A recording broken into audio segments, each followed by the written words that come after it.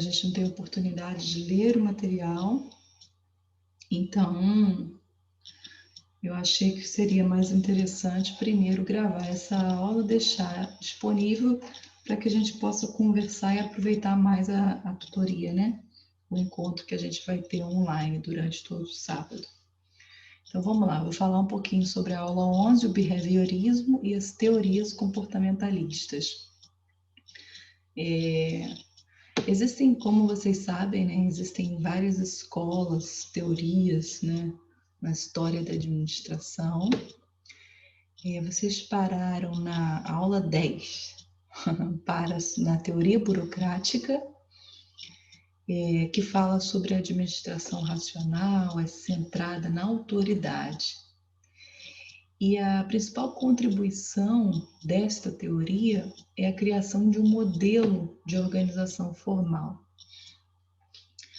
Durante esse semestre, nós vamos falar um pouco sobre a escola das relações humanas, a teoria comportamental, teoria dos sistemas e a contingencial.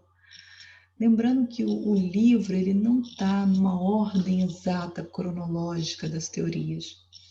Então, eu coloquei esse quadro aqui só para vocês terem uma noção de como que são trabalhadas as teorias e a gente vai começar a utilizar mais o livro para falar um pouquinho de cada uma delas. Eu disponibilizei aqui, né, um videozinho simples no YouTube que fala um pouco dessas teorias e depois vocês terão acesso, tá?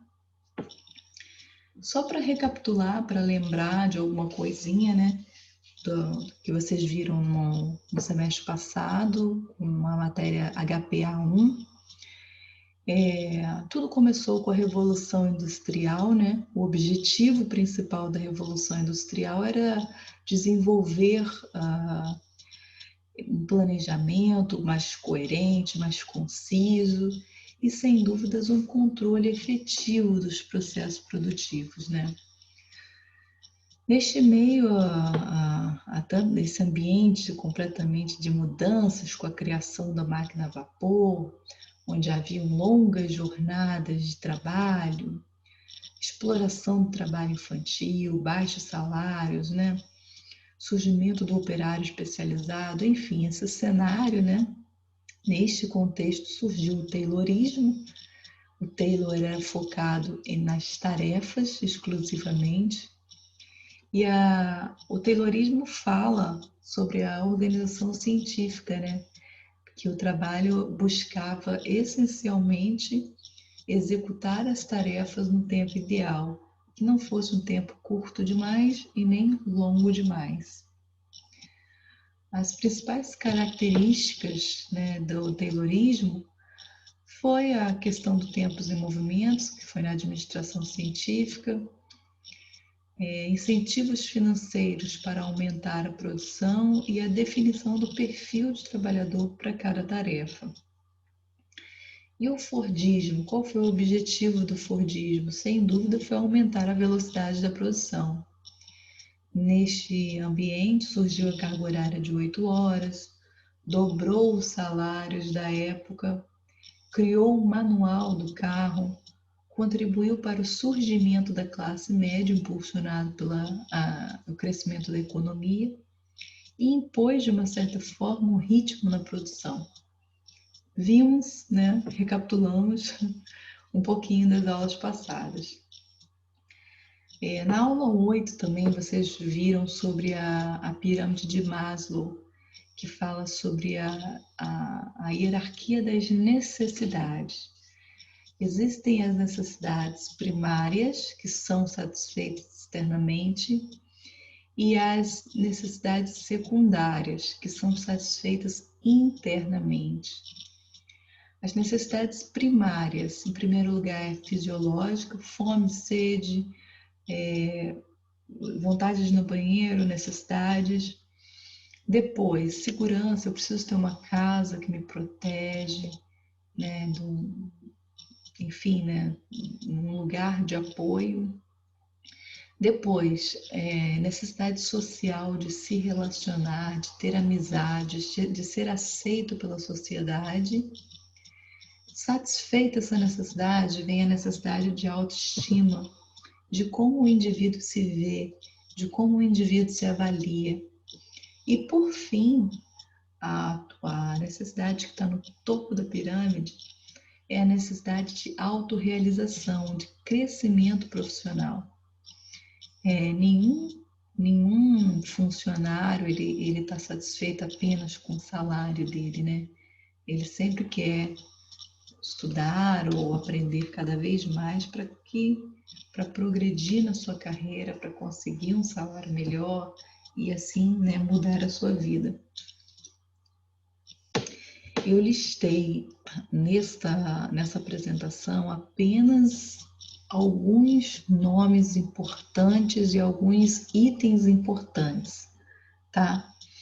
O primeiro foi o James Watt, que foi um grande nome e foi o responsável pela criação da máquina a vapor, que acelerou a produção de bens e mudou a vida, né, de milhões de pessoas, tanto no aspecto positivo, né, quanto no aspecto negativo. Positivo em termos de ganho de custo, de eficiência, de agilidade, e negativo no sentido de que algumas pessoas perderam, né, seus postos de trabalho como consequência da modernização. Outro nome interessante foi o Eric Gans. Ele trabalhou junto com Taylor, né, e ele promoveu um acompanhamento diário da produção. Ele afirmava que os trabalhadores são seres humanos e não máquinas, e eles deveriam ser treinados e liderados ao invés de conduzidos.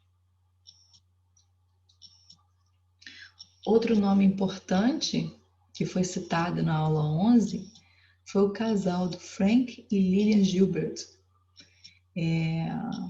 Esse casal propôs uma nova arquitetura para o ambiente de trabalho, um novo layout, um novo arranjo físico, de forma que facilitasse, otimizasse o tempo, reduzisse o trabalho dos operários, né? Não reduzir o trabalho, mas reduzir o esforço. Então, o que era possível melhorar? No layout a gente pode ganhar mais tempo, né? Esse casal publicou o estudo da fadiga em 1916. Vamos ver mais adiante? A aula 11 também fala sobre a escola behaviorista, né, que é o estudo do comportamento humano. A escola behaviorista ela tem as seguintes características, os seguintes conceitos. O indivíduo ele é dotado por esses conceitos como percepção, atitudes, crenças e valores e aptidão. Percepção é do como ele se vê e como ele vê o ambiente que ele está inserido. De acordo com a percepção, tem as atitudes, né? As atitudes estão muito ligadas ao tipo de valor que ele tem, ao que ele acredita, crenças e valores, e aptidões para quais são as habilidades que o indivíduo tem para exercer determinada tarefa.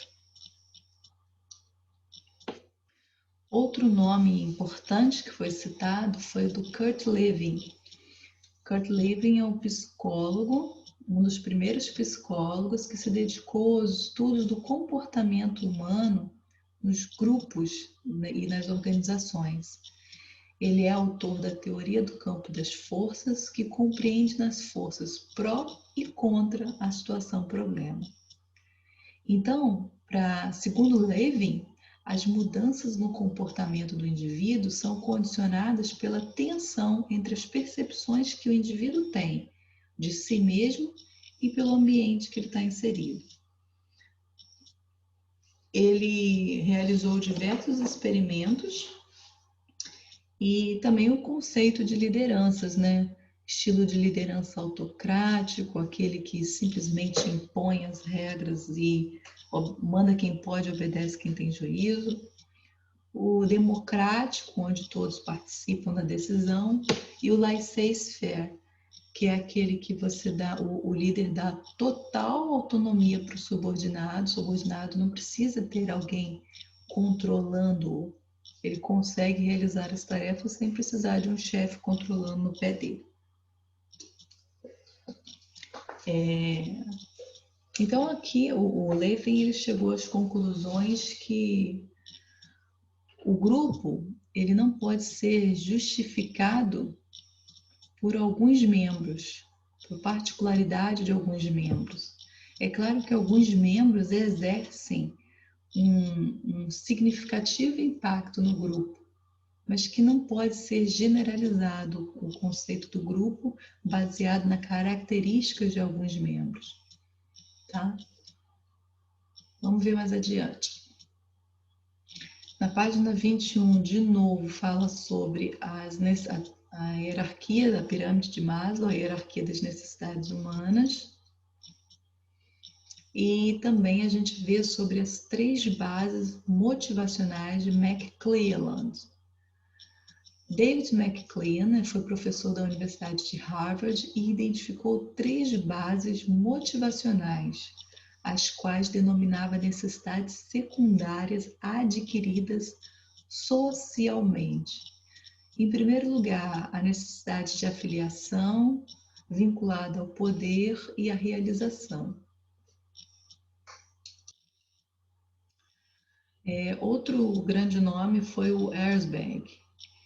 E ele identificou alguns fatores no comportamento das pessoas. São fatores higiênicos e fatores motivacionais. Os fatores higiênicos são extrínsecos. Eles estão relacionados ao ambiente de trabalho. Como o indivíduo se sente em relação à empresa, salários, benefícios, ambientes físicos. Já os fatores motivacionais são os intrínsecos. Tudo que está voltado à crença do indivíduo para si, em relação ao trabalho. Como ele se sente em relação ao cargo, se ele sente necessidade de crescimento, reconhecimento, e se ele tem responsabilidade.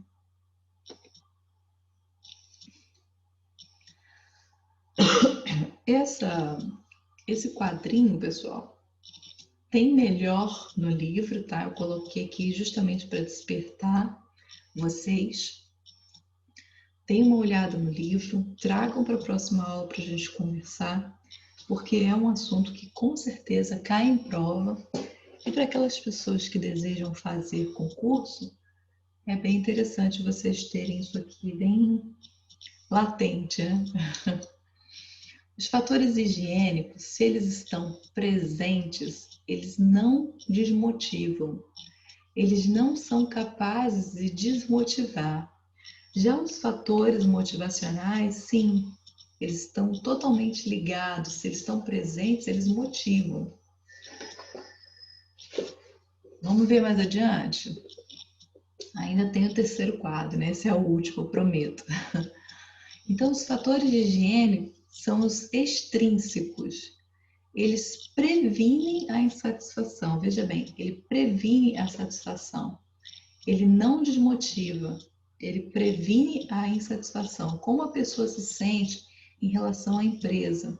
Exemplo, condições de trabalho, salário, segurança, benefícios, status, são fatores de higiene, são os fatores extrínsecos. Os fatores de motivação são os fatores intrínsecos. Eles estão associados a sentimentos positivos. Como a pessoa se sente em relação ao cargo, reconhecimento, autorrealização, crescimento profissional, responsabilidade. A aula 11 também trouxe a teoria X e Y de McGregor. Coloquei essa foto aí da Xuxa, né? Para que vocês pensem na seguinte forma, uma forma de vocês tentarem gravar mais, né? Acho que vai marcar vocês. A teoria X, ela é vista como um indivíduo, um cidadão preguiçoso. As pessoas não gostam de trabalhar, não gostam de assumir responsabilidade, elas trabalham o mínimo possível em troca de recompensas. Então, o operário, o trabalhador, ele é visto como um elemento negativo, que ele precisa ser controlado, precisa ser conduzido. Já a teoria Y, não, que é a foto da menininha, fala sobre as pessoas têm prazer de trabalhar, se sentem motivadas, são dinâmicas, são encorajadas a proporcionar o crescimento delas na empresa e o trabalho é visto como algo natural.